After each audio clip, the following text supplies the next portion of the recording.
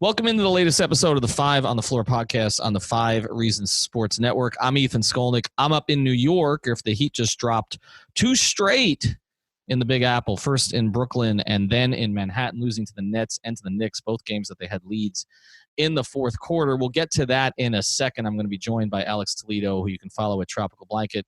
But first, I want to tell you about one of the great sponsors of the 5 Reasons Sports Network, and that's East Coast Public Adjusters, which wants to let you know there's only now 9 months left to file your IRMA claim. So call now before it's too late. That's 855-GET-ECPA, 855-GET-ECPA. If you got a leaky roof, experiencing plumbing issues, those problems are most likely covered by your insurance policy. So don't settle for less.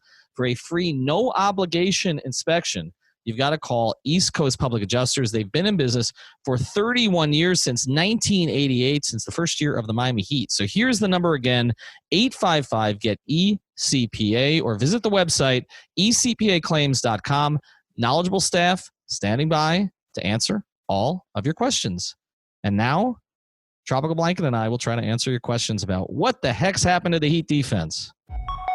Welcome to 5 on the Floor, a Miami Heat and NBA podcast from Ethan Skolnick with Alphonse Sidney, a.k.a. Alf954. Brought to you by the 5 Reasons Sports Network. All right, Ethan Skolnick back. I'm back from Madison Square Garden after I was with John Kozan, who you can follow at Brass Jazz. He covered the game with me tonight. Then we got lost in the bowels of Madison Square Garden. I felt like the Knicks, like sort of trying to find their way out of mediocrity, Alex. Like it's John and I we had no idea where to go. We were like looking for Zion. But also like the Heat in the fourth quarter tonight. Well, exactly. And that's what we're going to talk about. And we're going to keep this very focused because there's a lot of stuff that's going on. I'm going to tell you should stick around till the end of the podcast. We're not going to do a long podcast tonight, but at the end of the podcast, I'm going to get into some things I've heard about the types of players Jimmy Butler might want to play with going forward. I think you're going to find that interesting. But it's a teaser, folks. It's a teaser. But before we do, Alex, let's just get to let's do this in 10 minutes, which is about how long it took for this game to fall apart. You mean per answer, right? Per answer. The defense in Brooklyn, they were up 9 with 4 minutes left and fell apart. They got off to a terrible start in that game. They got off to a much better start in this game, or so it seemed, and then things kind of fell apart from there. But defensively, you identified, and then I'll tell you what they're saying in the locker room. What do you think is the major problem? Why are they giving up 120-plus points to a team like the Knicks? I don't know. There's one thing that's really outweighs anything else other than just, 100% effort. And I'm not going to come out here and blame the Heat for not giving 100% versus what is maybe the worst team in the league and a team that they handily beat the last time in Miami. But at the same, not that I'm excusing this loss, by the way, because this might be the new worst loss of the season. But at the same time, it's like you don't give up 130 points or whatever you gave up to the Knicks without bad effort. Like that team is not a team that can score a lot. They don't have much shooting outside of Reggie Bullock and, Wayne Ellington, who wasn't playing. And just the fact that you gave up that many paint points to RJ Barrett, a rookie, and Julius Randle, who shouldn't be able to carry a team on offense and by himself and not be stopped at some point. I don't think that's something that's going to happen consistently with the Heat. Yeah, that's the thing about this is we can talk about effort, and I'm with you. I don't think the effort's been good enough, but I think the problem here is that without, and we're going to touch on Justise, without Justise, the types of players they're playing right now, they cannot get by with even average effort. Okay, because let's look at the personnel, right? Like when we've talked about their personnel, Alex, we went into the season saying they're going to have Jimmy, they're going to have Justise, they're going to have Bam, right? Like that's going to be the core of their defense. Then DJJ kind of replaced Justise, but again, you're not going to play DJJ the kind of minutes that you're going to play Justise. So who are you playing? Well, you're playing Dragic, who we know at the point of attack is not an elite defender. You're playing Nunn, who still has a lot to learn, again, at the point of attack. You're playing Duncan Robinson a lot more than you anticipated. You're playing Tyler Hero, who's a rookie, who's been better defensively than we thought he would be, but still a rookie, and we thought that his issues are going to be more on defense than on offense. You're talking about 4 guys right there that on the perimeter that are not great defenders. Then you've got Myers inside, who communicates really well and is a strong guy, but doesn't move his feet all that well. And so you're talking about 5 or 6 defenders in their rotation that are not plus defenders. Now they've added JJ back in, so that should help. But my thing is, I don't think it's just effort. Like, I asked Jimmy the question about it because Myers talked a little about communication. And Jimmy just said, we just need to guard harder. And I do think if they guard harder, it will help. But I also wonder if this is just a personnel issue to a certain degree. They don't have a rim protector, really. We knew that. And they don't have elite perimeter defenders other than Jimmy and what DJJ is becoming. So do they have enough on this roster? They should be able to get it done against the Knicks. I agree with you. Do they have enough on this roster to be the kind of defensive team we thought they could be if they're letting everybody get in the paint and then they don't have anybody to clean it up? I do think they have the personnel to be a top 10 defensive team like they were to start the season. They're now, I want to say, 14th in defensive rating in the league after being in the top 8 for so long. And I think a lot of that has to do with, Justice's absence. Not that, he's been gone a while now, but I think there is some sort of defensive regression going on. And they were playing so above their head for a while on defense, which is not really something we talk about because I don't know, like the fact that if you would have told me going into the season, the guys in the rotation who are going to be getting heavy minutes are the guys you said, right? Myers, Duncan, you got Hero and Goran. That's a lot of guys who you would expect to be negative defenders. They've been pretty good for what they've been asked to do. They've been really good in following the system, but they just have a lot of limitations. And I think it's starting to catch up to them. I also think it's middle of January, and I still believe that they could have beat this team for the exact same reason that, who was it? Jimmy said that they could have guarded harder. Yeah. I 100%, because I saw so many easy buckets, and every single time I caught the Knicks, they can't score, and they were just scoring at will tonight at the rim. And I do agree that they're missing a little bit of rim protection. I do think Bam is a good rim protector, but at the same time, you're playing him at the 4 most of the time, right? Especially at the beginning of the first, beginning of the third, and especially that you're giving Myers more minutes. That means, more Bam at the 4 time, and that takes him away from the rim. Myers has been fine in the drop scheme as the big, but he's not a rim protector. No, I just think they got to go back to what they were doing before, just force some turnovers. Well, they have to force turnovers, right? I mean, they're not forcing a lot of turnovers right now. And as you mentioned about Bam, another effort thing, right? Well, that you're right. It is effort. And some of it is, Jimmy's steals are way down. If you look from the start of the season to now, and I think that again is that period he went through where he was carrying so much of the load, and I think it wore on him. And I think we saw that offensively down the stretch tonight. Like he had the air ball like 4 feet from the rim, right? He made 2 of the three free throws. They had a little bit of creativity in the offense late, but not a lot. But I'm not going to focus on offense. Look, they give up 40 points in the fourth quarter. That's what you've got to touch on. Like they scored 120, right, or something. I mean, they scored enough. They scored enough against Brooklyn until things bogged down late. Offense is not the issue here. The question is, the Miami Heat principles are to be defense first, and I just wonder, like you said, they've covered up for guys we expected to be suspect defenders. And they've been able to do that throughout the years, dating back 25 years. Tim Hardaway came to Miami with a bad knee and as a suspect defender. And they covered him up on what was a top 3 defensive team for basically all of Hardaway's tenure because they had Zoe and they had P.J. Brown and they had Dan Marley and they had other guys who were physical defensively. They've managed to cover up for guys. I just wonder if they've got too many guys to cover up for now. And I looked at some of the numbers that Christian was putting on there. But basically, whenever you're playing, I think it's Hero and Dragic with Myers, the defensive numbers are terrible. And you've talked about that. Like you can play 2 of them, but you can't play 3, right? And so now we've gotten to the stage where at least not for extended periods. Not for extended periods, but we've gotten to the stage without Justice where they're playing 3. And so, it's like, okay, you insert JJ, and we'll talk about JJ, but you insert JJ so that helps.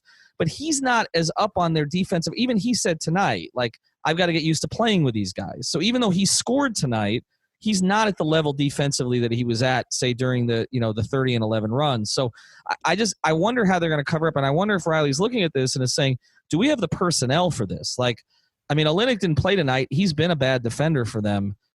Really probably their worst defender over the past month, and they've taken him out of the rotation, replaced him with JJ, and the defense didn't get any better. So I'm just wondering, kind of where they are. I mean, Jimmy said tonight after the game, he told Ira during the group session, he said, we've defended well in 4 games this year. Now, I think it's been more than that. That's funny. I definitely think it's been more than that, but I like that he has a high standard. He has the high standard, but I wonder about it going forward. Let's touch on a couple more things here before we get to some of the info I want to send out. The James Johnson experience is interesting because basically, and we're going to tie this in with Justise, JJ is basically doing, it's like we talked about the things Justise was supposed to do for this team, and I felt like Derrick Jones Jr. was doing half of them, like in terms of the defense and all that, and he's a better athlete than Justise, but he can't do the ball handling that Justise was doing. But tonight, every time JJ was on the floor without Jimmy, JJ brought the ball up the floor, unless it was Pam. Like, how sustainable is this? We went from saying JJ should have a role to JJ was having no role, and now all of a sudden it seems like JJ is going to have a big role. Like, how far do you think this can? He's not going to make the threes. He made 2 end of quarter threes tonight. I don't think that's going to keep happening. I mean, he's not a great 3-point shooter, but like, how much can they expand what James Johnson is doing? I don't know about expanding. I think right now they've got him in just the right role. Like, I don't want him going back to taking up a big amount of ball handling. I think the way that they have been using him those past couple of games where he's helping he's like the connector on offense, right? He's not the facilitator, but he's getting it from point A to point B, right? Where like a lot of times he'll get it a screen into a handoff for Hero, or somebody gets it to him, somebody sets a screen, he makes another quick pass. Like, he's not doing the same type of, facilitation that Justise was when he was the point guard, but he is filling in a little bit there. As far as expanding, I think it's perfect the way it is. I don't know how often he's going to keep making these threes that he has been making. Yeah. But I like Spo inserting him back into a lineup, especially with Kelly struggling. And the fact that every time that he's out there, he's playing with multiple shooters. And, it goes back to what we talked about a while back, is that they have a lot of one-way guys, and JJ projects to be, he's been one way on the opposite end so far. Like, he's been more offense defense, which obviously isn't going to last. But, they have a lot of one-way guys between JJ and DJJ and Justise as defensive-only guys. And then, pretty much Duncan, Myers, Tyler, Goran as the more offensive guys. And again, I'm not trying to trash them, but for the most part on an NBA floor, those guys are all one-way players, and Spo has to pretty much juggle what is the right rotation to put out there and the right lineup to put out there. Like tonight, you saw them struggle on offense in the fourth quarter down the stretch. Do you insert more offensive players, which means you have to take out defensive players, and they were struggling on defense all game. So like that type of back and forth might be a little bit unhealthy sometimes, even though the luxury of options is really nice to have. Yeah, it doesn't seem like we have any idea who he's going to play with Bam and Jimmy down the stretch of games. The other three are always going to be up in the air. Likely going to be Dragic most nights. I don't. Goran has kind of struggled 2 straight nights or 2 straight games. He got off to the hot start in Brooklyn. Tonight, though, he had what was he? He had 4 assists, but he had 5 turnovers. He and Bam led the team in turnovers. They had 14 total. But I want to break down some of the numbers on the game first. And again, look, their splits tonight on shooting, Alex, were 54, 40, 82. Like, and they scored 121. It's just why I don't want to talk about offense. Like 54, 40, 82 wins you. Yeah, the only offense that was a problem. Games. Sorry, the only offense that was a problem was down the stretch. Where down the stretch, right? A ton of mistakes, and they were sloppy. The Knicks were already hot. But I'm not really worried about that. Like, people that were so overreacting to Jimmy, like, he obviously had a tough fourth quarter, but people were calling him, not a great closer. Yeah, I don't want to hear that. And the Heat were, a bad clutch team. I'm nowhere near that take. No, that take is ridiculous. And if you look, I mean, again, look at the offense real quick tonight. I mean, Jimmy was 8 of 15, 9 of 11 from the line, 25 points, 10 rebounds, 6 assists, 1 turnover. I mean, you can complain about some decisions that were made down the stretch and obviously coming up short on that runner, but I don't want to focus on his offense. Bam was 5 of 7 and 5 of 6 from the line. Kendrick was 9 of 15, which included 2 of 7 for 3, which means he made 7 out of his 8 2-point shots. Yeah, I think what it comes down to now is that the Heat are now, 8th in offensive rating and 14th in defensive rating, which is kind of backwards to start the season, more or less. Right. And I think that's kind of the point that they're in right now. They're more that team than the team that we saw at the beginning. Yeah, no, I think they're a better offensive team than a defensive team right now. And Spoelstra said that. He says our offense has been bailing us out. It is crazy, but it's true. But it's like we said, you just talked about the one-way players that they have. They have more kind of one-way offensive players than they have one-way defensive players. So, I mean, it's going to tilt that direction. I mean, and you look at the plus-minus numbers tonight, I think this one's kind of interesting because this has been a bit of a trend lately, and it's something to watch. Tyler had 15 points in 22 minutes. He was 3 of 8 from 3, but was easily the worst plus-minus player on the team tonight. Now, again, we don't make too much of single game plus-minus, but when one guy is minus 14 and nobody else on the team is worse than minus 4, it jumps out at you a little bit. And so Tyler's had some games like that lately, and I just wonder, I was watching him kind of trail guys on defense a little bit. I think one thing we've got to consider with Hero in particular, Nunn a little bit and Duncan a little bit, but Hero in particular, I mean, how many games, what's the most games Tyler Hero's ever played in a season? We're 39 games, right? Like Tyler at Kentucky, he played 1 year. How many games did Kentucky play? I mean, I'll look it up. Was it 39? Probably not. Right? I'm looking it up right now. They didn't go that deep in the tourney. Like I was even got that far. Yeah, I was asking. I was asking tonight if he'd ever played in the Garden. I guess he played against Seton Hall in the Garden. They lost by a point when he was with Kentucky. But I'm sure in high school he never. I mean, probably the last time he's played this many games in the season was probably his travel teams. 37 games last year for Kentucky. Right. So he's already at 39. And Tyler missed one, I think. So he's 38 this season. So he's already surpassed what he played at Kentucky. I think we need to start to look at that a little bit. That they're asking guys to do a lot who haven't done this before, and they're going to hit some rough patches. I will say one thing, Alex. I asked Jimmy. I got a death stare from Jimmy tonight because I asked Jimmy. Well, I asked Jimmy about whether this was going to be good for them down the road. And he said, basically, no. We don't like to lose. I don't like to lose. And I get that. But I do think that Eric Spoelstra may have needed a 2-game losing streak to kind of refocus them on what they need to be. And then it comes back to personnel. So we're going to talk more about personnel after the break. But that's kind of what I want to get into tonight because I just think, offensively, we can talk about it, but they scored plenty of points. Like they should have swept this road trip with their offense. Like there's absolutely no reason they shouldn't have. And to give up 124 to the Knicks, to collapse down the stretch against the Nets where they could not stop penetration with Dinwiddie the whole night.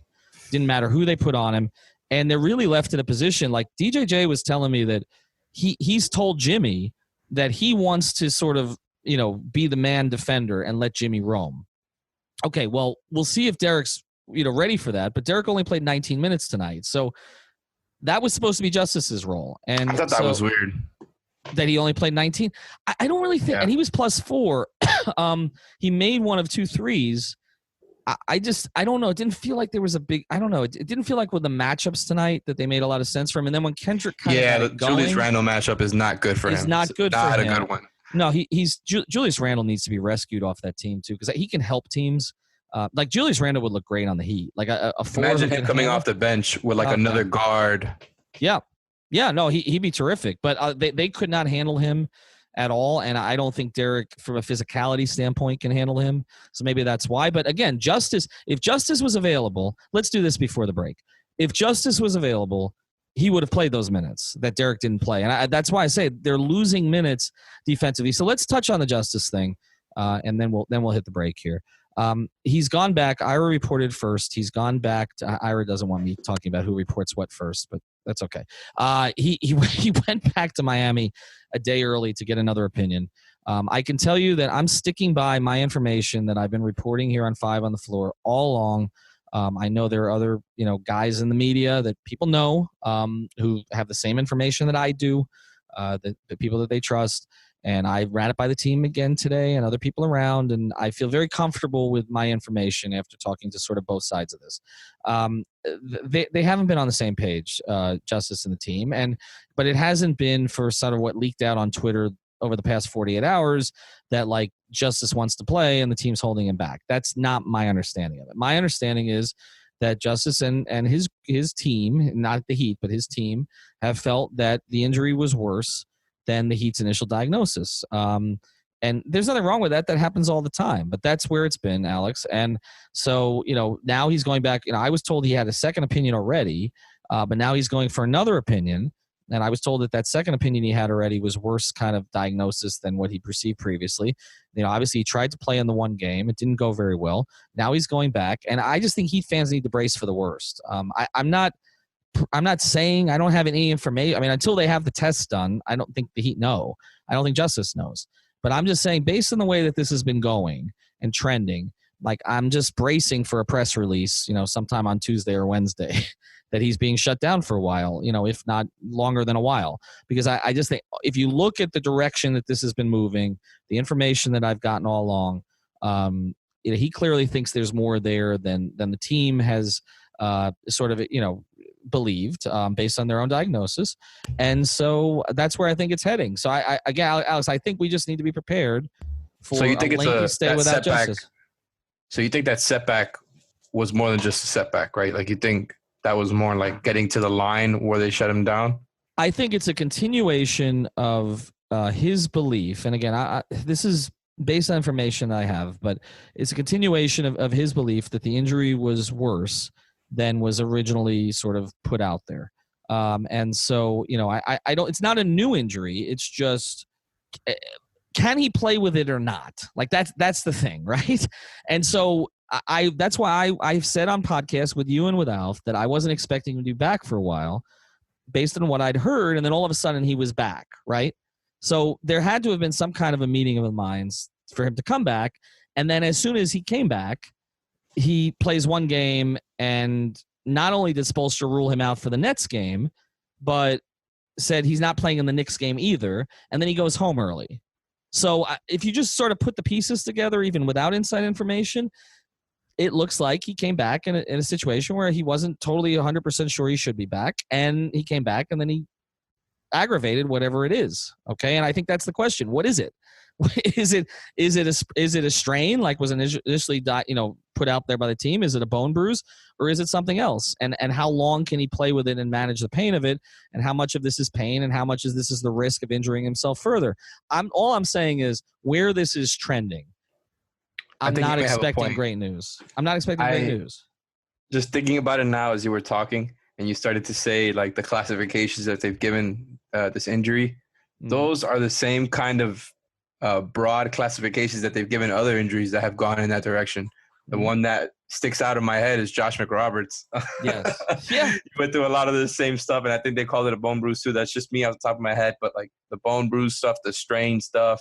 Well, Dwayne. The fact that they've been so ambiguous about it, Well, think of Dwayne, Alex, right? I mean, that was true. If you go to the Big Three era, the last 2 years of the Big Three era, everybody originally it was right. Dwayne had the ACL issue and in college and ligament, the ligament issue and the cartilage, obviously that was, that he's talked about that was, basically probably shortened his prime, right? It was repaired. It shortened his prime, what he did at Marquette, but it wasn't really that was bothering him during that period of time. It was a bone bruise.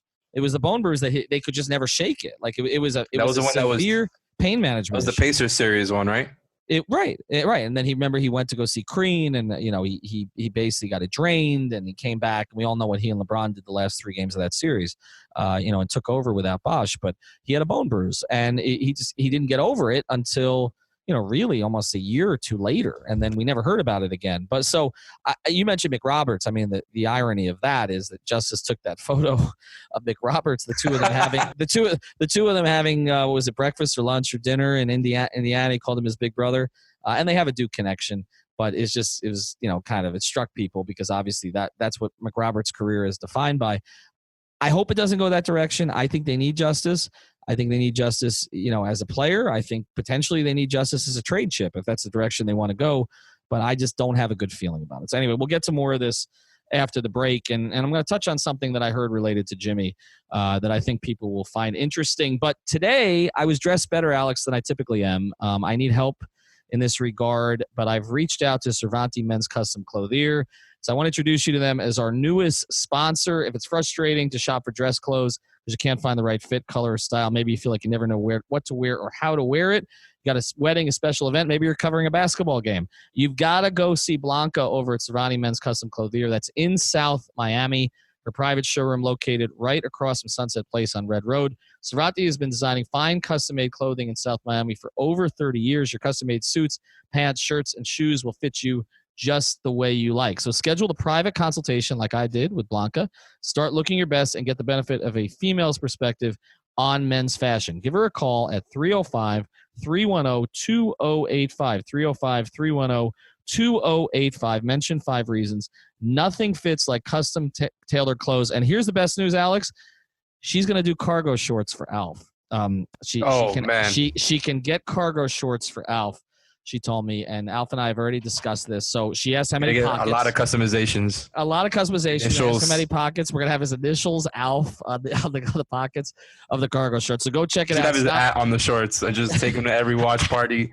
Wear Alf 954 on the cargo shorts. The 5 on the floor logo needs to be on there somewhere.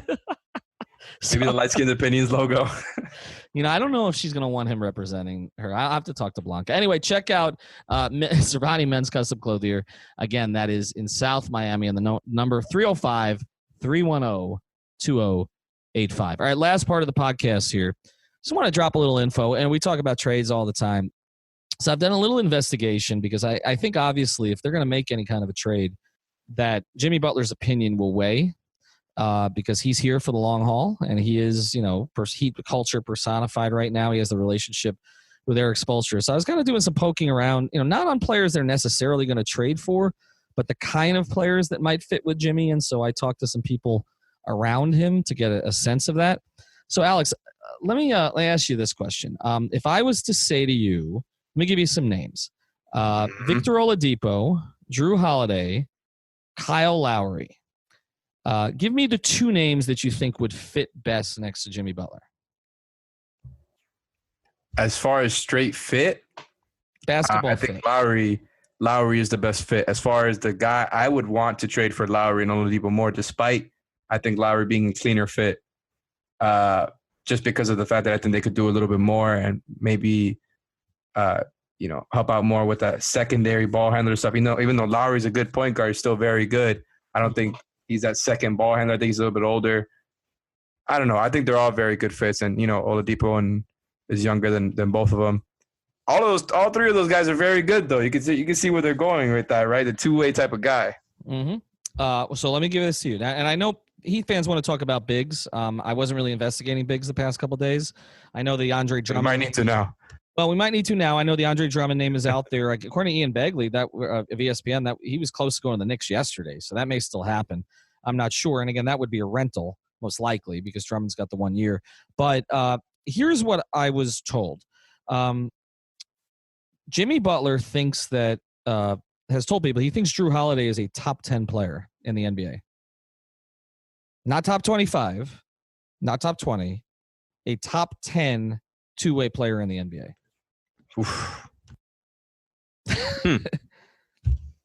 I know you like Drew. I don't know that a lot of people put him there, but it tells you what Jimmy values, right? Because Jimmy looks at the game differently than the average fan looks at the game. Jimmy values dogs on defense. Dogs on defense, and there's a belief that Drew is, arguably the best perimeter defender in the entire league. He's definitely one of them in his prime, at least. At his peak in the playoffs, I still remember what he did to Dame Lillard in the first round or whenever that was. He destroyed Dame Lillard. They swept him. It was embarrassing. Yeah, he was the best player on the floor. Right? He was. In that series, he was the best player on the floor. But I've been told that Jimmy has enormous affection as a basketball player for Drew Holiday. Of the other 2, the better fit, I was told, is Kyle, not Vic. And the reason for that is that it's sort of the way that both of them approach offense. That Kyle, as far as a distributor and those kinds of things, that Vic has more of a scoring mentality, and that essentially the fit there would be better with Kyle. I was basically told that those 2 names to watch for, Kyle and Drew. And we've talked about Drew before. We haven't talked about Lowry a lot.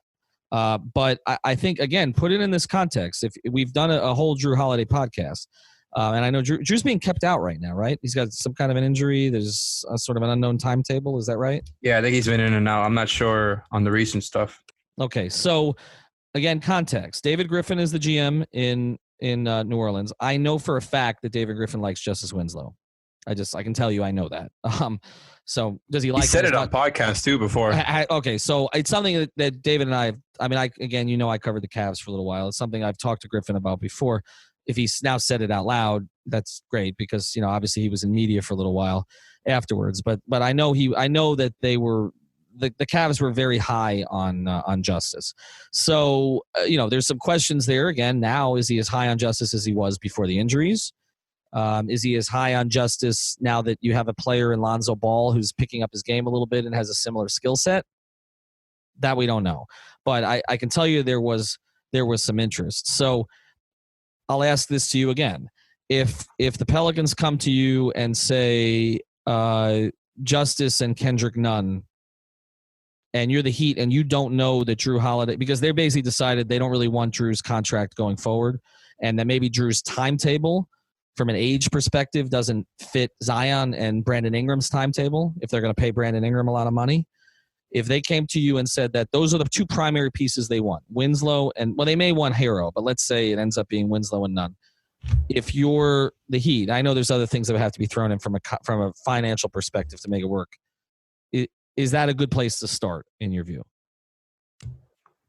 I don't know about place to start, but it's definitely where I would finish if I were them. Again, I would still be wary of trading away multiple bodies who figure to be in your main rotation, like Justise and Nunn. But at the same time, if you are going to make this type of move where you're giving up young guys to try to upgrade at a position, I think Jrue Holiday is a great idea. I think it helps with a lot of their problems that they have defending the perimeter. And again, Justise would help in that department. I'm not saying he wouldn't, but Jrue is more of a guy who is best guarding perimeter players. He can guard the three for, short periods of time, can switch on to a lot of guys. And I think it helps a lot with guys who are particularly good at pulling up around the three-point line, guys like Kemba, guys like Kyle Lowry, who, especially when they employ that drop scheme that they have whenever Myers is on the floor, that, they're kind of susceptible to these pull-up threes. I think Drew's length and his tenacity helps with a lot of that. And he could be that second facilitator, second scorer. And I think it's a phenomenal fit next to Jimmy. I think it gives you more size. It gives you that second scorer you need. It kind of fills all the holes a little bit. He's not a terrific shooter, but he's still at about 35% at over 5 attempts a game. Yeah, he's okay. So I think it gives you enough. Yeah, well, and then the question is a core. If your core going forward is Jimmy, Bam, Jrue Holiday, and Tyler Hero, with kind of Duncan Robinson, maybe you end up paying DJJ with the Justise money, or they got to figure out how to make that work. Is that enough? Like, is that if your big three it turns into a big four when Tyler develops, but if your big three is Bam, Jimmy, and Jrue, can you win the East? And the other question is, we mentioned Kyle, and we'll talk about him more another time. But I think a lot of it has to do with what Masai Ujiri is planning to do. Is he staying in Toronto? Is he trying to contend right now? They're still so good, and it's like they're good. Well, Siakam is after the championship. Well, Siakam is back, so I think you've got basically 3 to 4 weeks. He's coming back. Does he feel they can contend? But Masai Ujiri is one of the GMs who I think has the credibility where if he made a trade to set them back for a little bit, I think the fans would be patient with him and realize he's got a plan going forward. Like, he has the credibility to be able to do that. A lot of GMs don't. But those are the two. If I was told if it's going to be a perimeter player, those are the two players. I know the Holiday thing's not a surprise to people. We haven't talked as much about Lowry, but I don't think Oladipo. You and I think we've all kind of jumped on Oladipo because of the Dwayne connection, the Tom Crean connection, the fact that they were palling around after the game the other night, even when Jimmy went at it with T.J. Warren. But I was told that it's not as good a fit he likes Victor a lot personally, everybody does, but that's not as good a fit from a basketball perspective as maybe the other two. They would have to revamp their offense a little bit. Like, I think Lowry fits more into what they currently do on offense, where they're constantly moving and screening and passing. I think he's already doing all of that stuff in Toronto. It gives them another guy who is a two-way player and a very good shooter. He doesn't need to be the main distributor. I think it's a very good fit. I just don't see Toronto setting. I think they're really, really good on both ends of the floor. They're probably a top 12, top 10 team. And, maybe Ujiri does decide, not a contender, don't hold on to the emotion. But at the same time, like that championship was so special for them. Lowry has pretty much been their most important player, maybe not the most talented player they have. Obviously, Kawhi was there, but Lowry's been through it all. He's still really good, and he got to that. And I don't know, it doesn't seem like something that's going to happen. I don't know, man. The Oladipo thing, but I trust, for one thing, David Ramil of Locked On Heat, who said a while back on the Heat Beat podcast that the Pacers were worried about Oladipo possibly wanting to join the Heat during free agency. Again, that's 2 years from now, or now a year and a half from now. Right. I don't think he's going to get traded before then. But it is interesting because we already know Drew's in the trade rumors. The Pacers have been good. They're waiting for Oladipo to come back. You think they're going to leave, or if you want to get some value in return, if you're not going to move forward with them, like with Lowry. Well, that's the thing about the Pacers, and we'll close here. But the biggest thing to me about the Pacers is we've already seen Kevin Pritchard, that organization, like they'll make the bold move. I mean, they did it with Paul George, right? I mean, they got Oladipo and Sabonis for Paul George. In terms of getting value, I mean, it's two straight organizations that have got great value for Paul George. But I mean, they traded their star, right? And they insanely good value for Paul George. How good Sabonis has been, right? Well, that's the thing, and how good Oladipo was. But everybody hated that trade at the time. I mean, think about it. Orlando gave up those two players for Serge Ibaka for what turned out to be like 3 months of Serge Ibaka, right? It's the same trade. That was one of the worst trades we've ever seen. I think that's not talked about as one of the worst trades of all time. Well, that's the thing, and Indiana ends up flipping Paul George for those two guys. And they've turned out great. So they will make a bold move. And also the other thing to consider is the Pacers just played pretty successfully for 2 months without Paul George, right? 3 months. So now you look at it a little bit differently. Like if you have to make a move with Oladipo beforehand, again, I'm not saying that's going to happen, but if you're the Pacers, you may have to be proactive about this. All I'm saying is I checked out the holiday fit, and I can just tell you that Jimmy Butler believes, based on people I've talked to around him, that Drew Holiday is a top 10 two-way player. If that's the case, then Heat fans should not have a concern if they decide to trade for Drew Holiday. That's the reason I wanted to throw that. I'm not saying it's going to happen. I'm not saying they're the assets. I'm not saying another team can't trump them, but I'm just saying that Jimmy likes Drew Holiday. I think everybody always talks about with the Drew stuff. It comes down to whether or not he can take you over the top. And I do get that point. I do get that conversation. But at the same time, I don't think there's a guy out there that's going to take you over the top of, basically what we're talking about here is Milwaukee. Milwaukee is the team to beat right now in the East. There's no one available that puts you over that, right? So if you're just worried about that, then there's no point of doing it. But at the same time, you want to give yourself the best chance. You want to try to, balance that line between young and win now. And you can find a way to get Drew without giving up Bam or Hero or Duncan. I think they might just do it. And especially after what you just told me, that that sounds like something that could happen especially with David Griffin liking Justice, the Heat having multiple guys they can throw in as salary filler. Maybe they could throw in a first round pick if the Pelicans really demand Hero or something, and they're like, oh no, we'll give you a first instead. We'll maybe throw in a KZ Okpala to fill that farm system they got over there. But yeah, it's interesting to see going forward. I think he would that would give him a really good shot, to be honest. Well, they got to do something, I think. Not necessarily make a move to jeopardize 2021, but if they do want to compete this year, I do think they have a personnel problem defensively. I think it's more than just an effort thing. I think we've started to see it break down a little bit. I think they recognize that. So, again, they're ahead of schedule. I don't think you make a move just to make a panic move. I've said that repeatedly. I don't think you jeopardize 2021. But I think Holiday he's been, to me, the guy that's on the edge. Like he may be worth it. I'm not sure, even if he opts into the $27 million.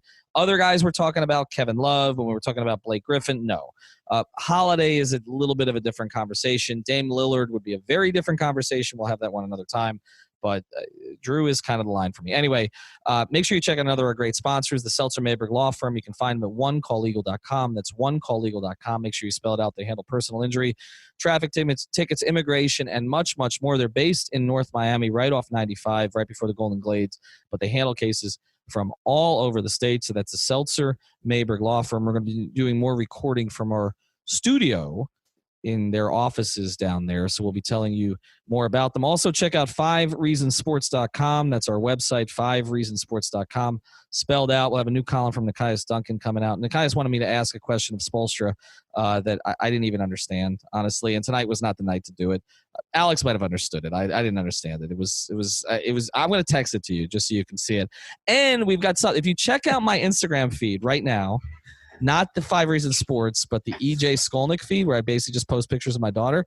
I've got something on my story right now. It's kind of a tease. We've got something else. If you liked Justice better last year, the song, Brass and Leif have done something else. So check it out. I'm giving you a 10-second snippet on my Instagram right now. Alex, thanks for joining me because Alf is drunk in cargo shorts somewhere. We'll talk to you soon.